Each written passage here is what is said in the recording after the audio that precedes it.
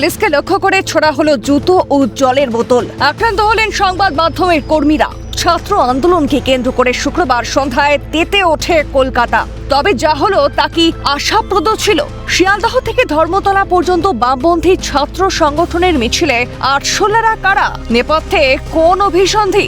আক্রান্ত সাংবাদিকদের প্রতি সমবেদনা জানিয়ে বিধানসভায় মুখ্যমন্ত্রী শুভেন্দু অধিকারী বলেন, অভিযোগের প্রেক্ষিতে মোট 7টি মামলা রুজু করা হয়েছে এবং গুন্ডা দমন আইনকে যুক্ত করা হয়েছে।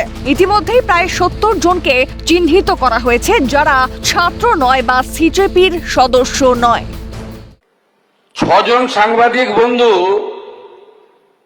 যারা গুরুতর জখম হয়েছেন, রক্তপাত হয়েছে, সাংবাদিক বন্ধুদের কাছ থেকে আমরা লিখিত অভিযোগ পেয়েছি।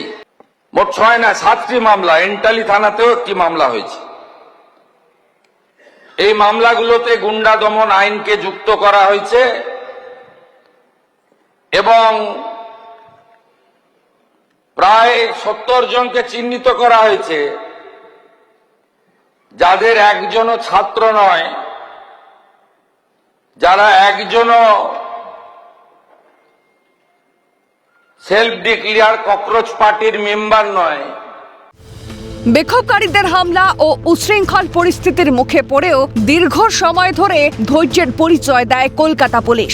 বারবার সতর্ক করা সত্ত্বেও ভিড় না সরায় আত্মরক্ষার্থে এবং পরিস্থিতি নিয়ন্ত্রণে আনতে সীমিত বল প্রয়োগ করতে বাধ্য হয় পুলিশ। শুক্রবারে রাত পড়ল শনিবার বিধানসভায়। আহত সাংবাদিকদের দ্রুত সুস্থতা কামনার পাশাপাশি সাংবাদিকদের নিগ্রহ ও আক্রমণের তীব্র নিন্দা জানিয়ে কালো ব্যাজ পরে বিক্ষোভ দেখান বিজেপি বিধায়করা। সংবাদ মাধ্যমের সামনে পরিষদীয় মন্ত্রী শঙ্কর ঘোষ বলেন, আন্দোলনকারীদের মধ্যে মিশে গিয়ে যারা অস্থিরতা তৈরি করার চেষ্টা করছে তা কঠোর হাতে দমন করা হবে।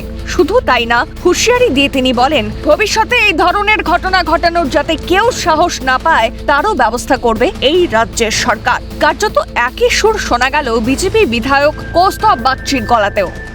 উল্লেখ্য, মাননীয় মুখ্যমন্ত্রী তার বিবৃতিতে বলেছেন, যাদের নিট পরীক্ষার সাথে কোনো ধরনের যোগাযোগ নেই, ভিন্ন ভিন্ন অঞ্চল থেকে এরা সংগঠিতভাবে আন্দোলনের নাম করে আন্দোলনকারীদের মধ্যে মিশে গিয়ে যে অস্থিরতা তৈরি করবার চেষ্টা করেছেন, সরকার কঠোর হস্তে তা দমন করবে। এবং ভারতীয় জনতা পার্টি পরিষদীয় দল আজকে সাংবাদিকদের সহিত তার সংগতি জ্ঞাপন করবার জন্য আমরা এখানে এই প্রতিবাদ মিছিল আমরা সংগঠিত করলাম। যারা আহত সাংবাদিক তাদের দ্রুত সুস্থতা কামনা করছি এবং ভবিষ্যতে যাতে এই ধরনের ঘটনা ঘটানোর কেউ যাতে সাহস না পায় তারও ব্যবস্থা এই রাজ্যের সরকার করবে। আজকে শুভেন্দু অধিকারী মহোদয়, রাজ্যের মুখ্যমন্ত্রী যেভাবে বিধানসভার অন্দরে যেভাবে বক্তব্য রেখেছেন, আমরা খুব আশাবাদী যে দ্রুততার সাথে কীটনাশকের কীটনাশক প্রয়োগ হবে এবং এই সমস্ত কীট পতঙ্গরা তারা খুব শীঘ্রই বুঝতে পারবে যে কীট পতঙ্গদের জন্য যখন কীটনাশক ইউজ হয় তখন কি অবস্থা হয়। অস্থিরতা তৈরির পেছনে ভিনদেশীদের মদত রয়েছে, দাবি শিল্পমন্ত্রী তাপস রায়ের। অ্যাব্রড থেকে যে পয়সাগুলি আসে, এটা ভিনদেশীদের মদত আছে।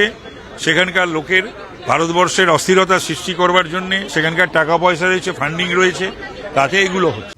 সাংবাদিকদের আক্রমণের ঘটনার তীব্র নিন্দা জানিয়ে বিজেপি বিধায়ক রুদ্রনীল ঘোষ বলেন, গণতান্ত্রিকভাবে যারা তিরস্কৃত হয়েছেন তারা অরাজকতার পরিবেশ তৈরি করে আবার জেগে ওঠার মিথ্যা চেষ্টা করছেন। পাশাপাশি তৃণমূল সহ বাম ও অতি বাম সংগঠনগুলিকে নিশানা বিজেপি বিধায়ক সর্বরী মুখোপাধ্যায়ের।